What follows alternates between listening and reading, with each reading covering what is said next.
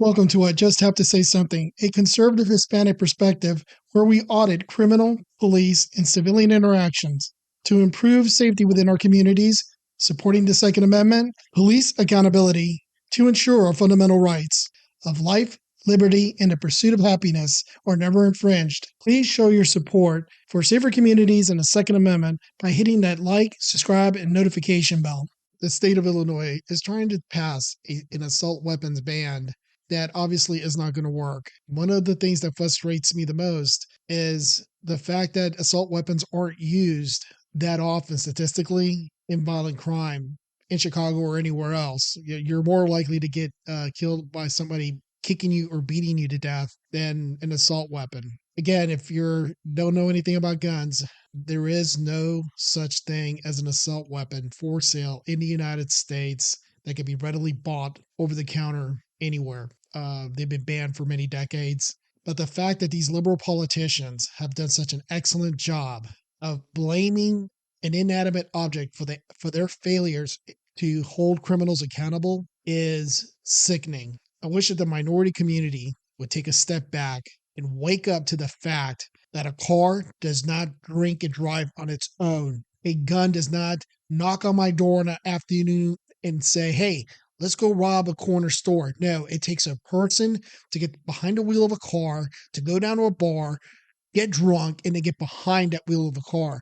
It takes a criminal mind to say, I'm going to go get an illegal gun and go commit an illegal act. Banning something is not going to change criminal behavior. The only thing that we have in Chicago and across the United States is an epidemic of failure of the Democratic Party to hold criminals accountable. Let's dive into this. So many people sharing their stories, Val and Tanya. Several state representatives and gun violence victims are speaking out. They want a ban on assault weapons to help prevent any more deadly shootings. As I mentioned before in many of my videos, it is not the tool, it's the criminal. You ban ARs, you ban handguns, the criminals will simply go to knives, bats, or other tools. It will just beat you to get what they want. So hope is not an answer.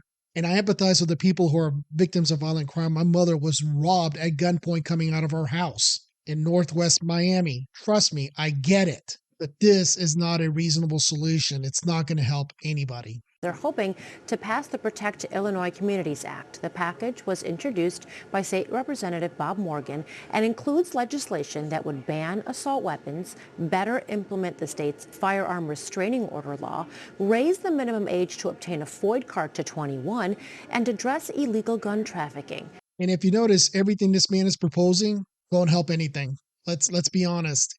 It's already illegal to traffic guns across state lines, both at the state and federal level. So adding yet another law that you don't enforce, yeah, thanks a lot, buddy. That's not helping anything. This guy even mentions increasing the age of somebody who's able to get a FOIA card to the age of 21. All right, Mr. Wizard, let me ask you a quick question. How many of the teenagers that are out there that are robbing, assaulting, and carjacking at the age of 14 and over have a FOIA card? I will bet none.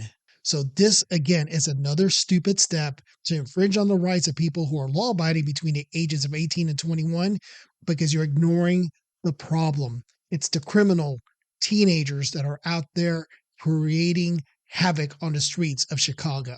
You don't address issues with criminal violence.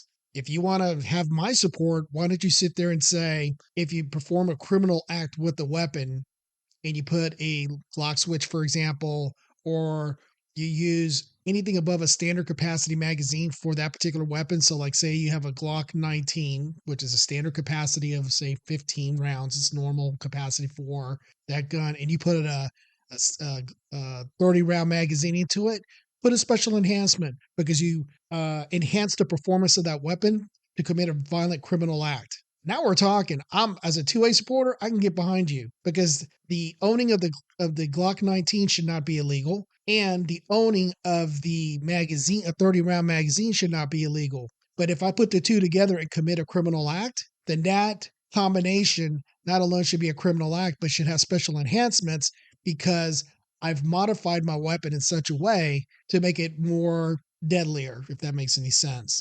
Or if I add a Glock switch to it. But these people don't address the root problem, which is criminal activity. So you kind of nibbling around the corners, doing feel-good legislation that does not amount to dick.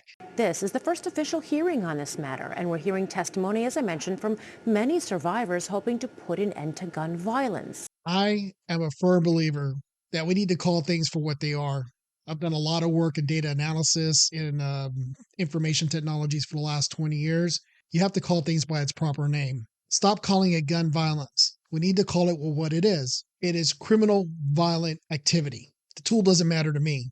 A knife will kill me just as fast as a gun will. Getting hit by a baseball bat will kill me just as effectively as getting stabbed. So we in the 2A community, just like we call it a modern sporting rifle, which an AR-15 is basically the modern sporting rifles, like your cell phone compared to an old brick phone from 20 years ago.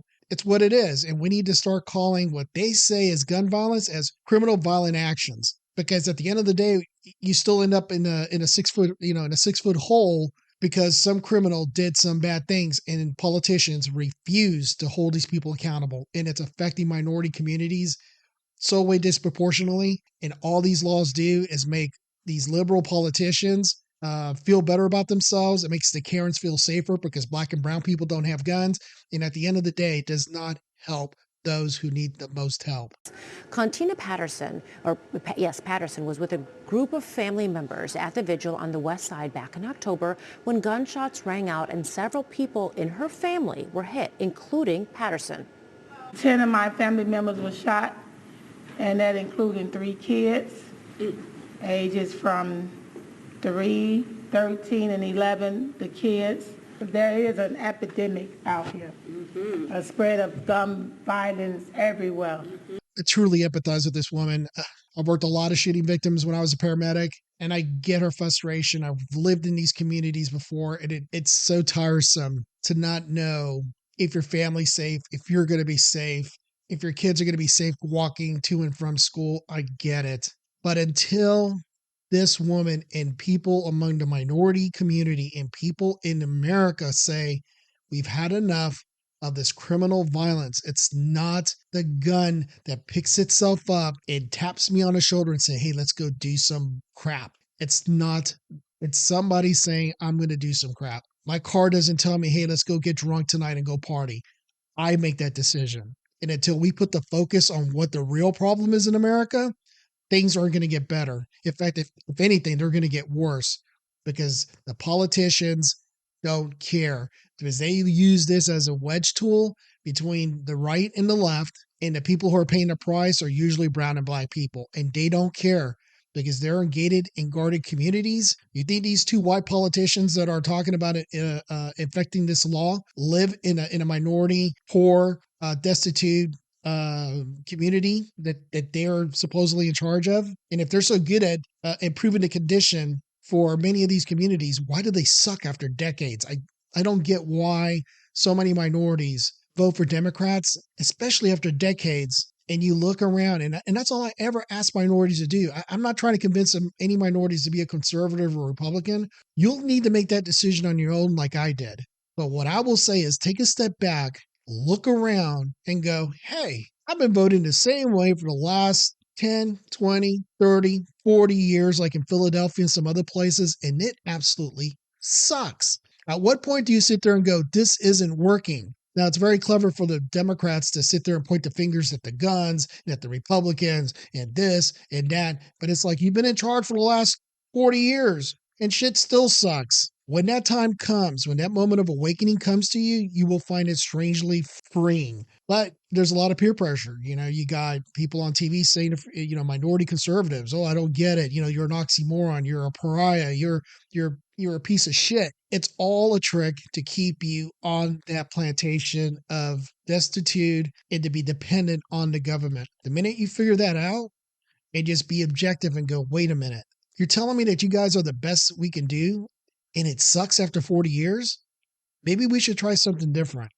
My community is still reeling from the Highland Park mass shooting. And communities across Illinois are suffering from the rampant gun violence in their own neighborhoods. Today is the day that we all stand together and say enough is enough. And he's absolutely right. The people in that community need to say enough is enough. We are done with your liberal policies on soft on crime and letting these criminals out of jail faster than I can get through a TSA checkpoint at Chicago Airport.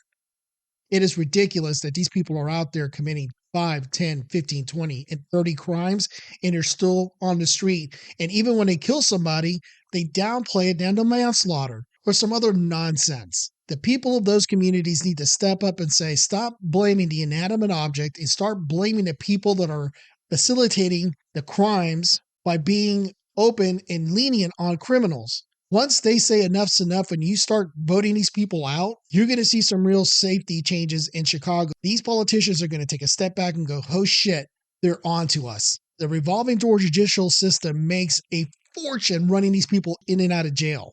Just look it up. How much money is made by a career criminal in this system running them in and out like you're washing your laundry? They don't make any money by keeping these people in jail. But think about it. Every time these people get arrested, it's anywhere between $20,000 to about $50,000, depending on the crime they committed. And if they win the lottery and they kill somebody, a capital murder case can run up to $1 million. It's a very cynical position that I'm taking, but it's something that I learned a long time ago that was taught to me by my first concealed carry instructor. He says, why do you think they give somebody 10 years and they're out 10 months later? Why?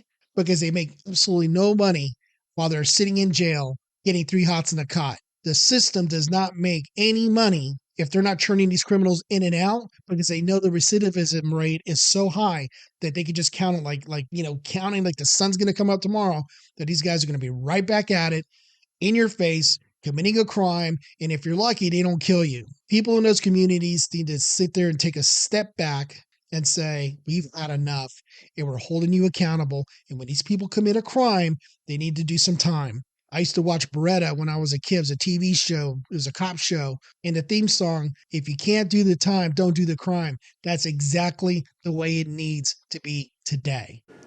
Pedersen was hit in the leg, suffered nerve damage. She's walking with a crutch. She wanted to make sure she shared her story in hopes of making a difference. A resolution is also being introduced this morning honoring Highland Park first responders and officials for jumping in to help the victims of the July 4th mass shooting. We did reach out to Republican state representatives about this package. We're still waiting for a response. I truly hope that the people of Illinois and the people that live in democratic cities finally call these politicians out for what they are. And they're hypocrites, and they're really taking advantage of poor minority communities through verbal wordplay of assault weapon, gun violence, the NRA, the gun lobby. There ain't no bigger lobby that I could see in this situation other than the anti-gun groups, as they make a fortune compared to the NRA. And the judicial system. They make a fortune running criminals in and out of the system. So until we put these things in check, until we have an honest conversation of what the problem really is and how to address some of the immediate and more systemic problems that are all controlled by the Democrats. They control the education system. They control the media. They control social media. So when they say institutional this and social this and that, they control it all. So until we decide as a people to say, hey, we're onto you and we need some changes because this isn't working, things aren't going to get better. But I have a hope and I have faith. There's plenty of minorities that are coming online, just like myself. You have your Candace Owens out there. You have your Officer Tatum, and you've got a bunch of people, the Black conservative perspective. You've got a whole bunch of people coming up and saying, we're calling you out and we're trying to wake up one person at a time. And when this begins to snowball, things will change. And that is why liberals hate free speech so much. Make sure to carry safely and legally, and always be ready to defend yourself and those that you love. Thank you for visiting. Please like and subscribe and share this video.